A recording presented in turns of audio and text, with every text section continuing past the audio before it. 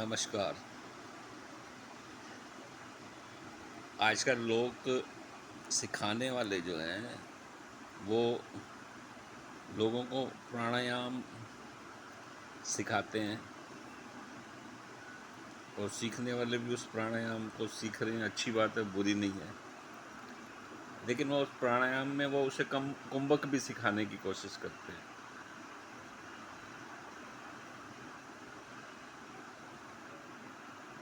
पुराने ज़माने में लोग कुंभक तब करते थे जब उन्हें 4-5 साल प्राणायाम करते हुए हो जाते थे। 2 महीने 4 महीने प्राणायाम कर कर कुंभक नहीं करते थे। कुंभक फायदा भी देता है और नुकसान भी देता है। और कुंभक का नुकसान आप झेल भी नहीं सकते। लेकिन सिखाने वाले थोड़ा सा इसको समझते नहीं हैं। एक बहुत ही कुंभक के दो पार्ट हैं, एक भीतरी कुंभक, एक बाहरी कुंभक।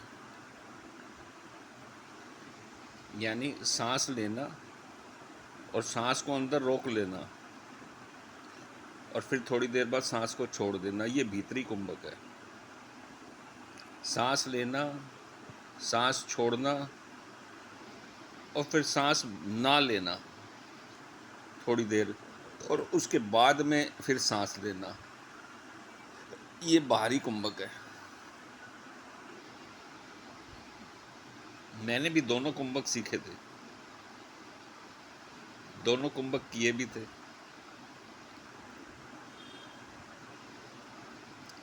एक प्रश्न का उत्तर नहीं मिला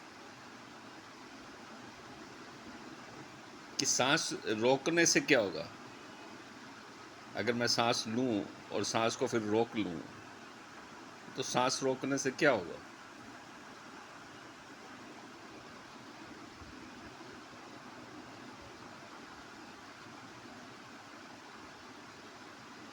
अगर मैं सांस लूं, सांस छोड़ दूं और फिर सांस ना लूं, उससे क्या होगा।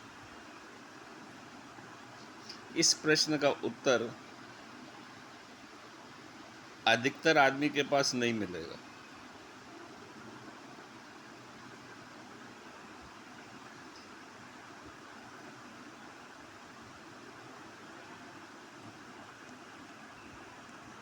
क्योंकि ज्ञान जो है उसको पाने के लिए खुदाई करनी पड़ती है।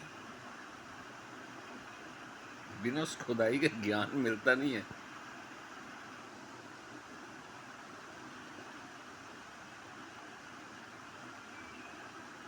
जहाँ तक मेरी बात है, जो मेरी समझ है, अब तो मेरी एज भी हो गई है और मैंने किया भी है कुंभक, उसका एक्सपीरियंस भी है मेरे पास। जो भीतरी कुंभक है वो करना ही नहीं चाहिए, क्योंकि वो जरा सा भी गलत हुआ तो शरीर को नष्ट कर देता है और उससे नुकसान काफ़ी होते हैं।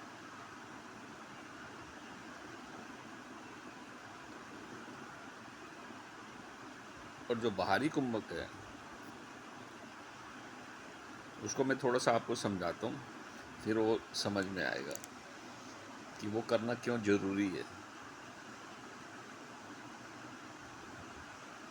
हमारा पूरा ब्रह्मांड जो है ना 5 तत्व से बना है।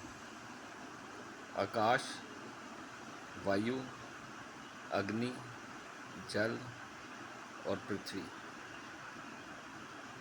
ये 5 तत्व से बना है। लेकिन इसमें एक खूबी है, वो ये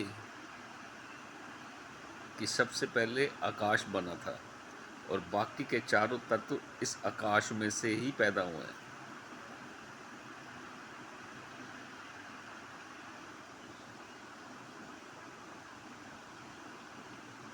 यानी कि आपको इन 4 तत्वों को पैदा कर नहीं करना है, वो अपने आप ही पैदा हो जाएंगे अगर आपने आकाश पैदा कर लिया। तो आकाश क्या है? रिक्त स्थान, खाली जगह, खाली स्थान।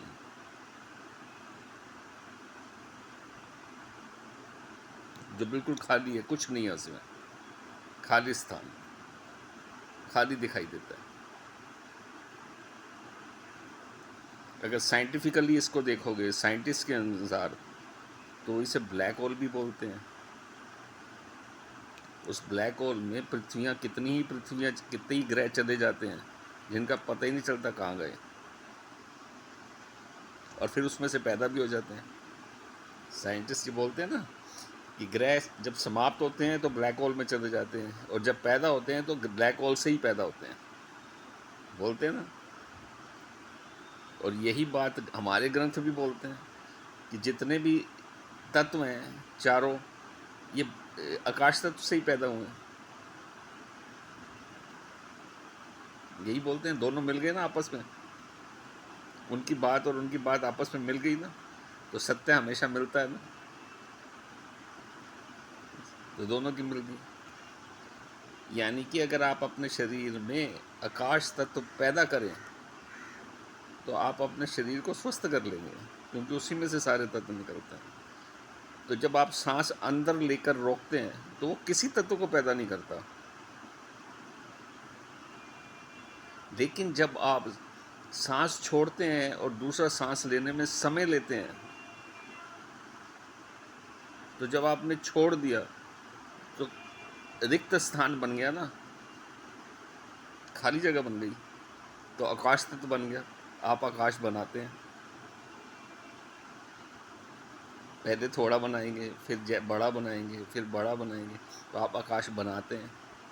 तो जब आप आकाश बनाते हैं तो वो आपको स्वस्थ भी करेगा ना। इसलिए जो बाहरी कुंभक है वो अति आवश्यक है सीखना, लेकिन समय पर। जो भीतरी कुंभक है मेरे अनुसार उसे नहीं करना चाहिए। बाकियों की क्या मर्जी है मुझे नहीं मालूम, मैंने तो यही सीखा कि भीतरी कुंभक आप में बीमारी पैदा कर सकता है और बाहरी कुंभक आपको स्वस्थ कर सकता है। धन्यवाद।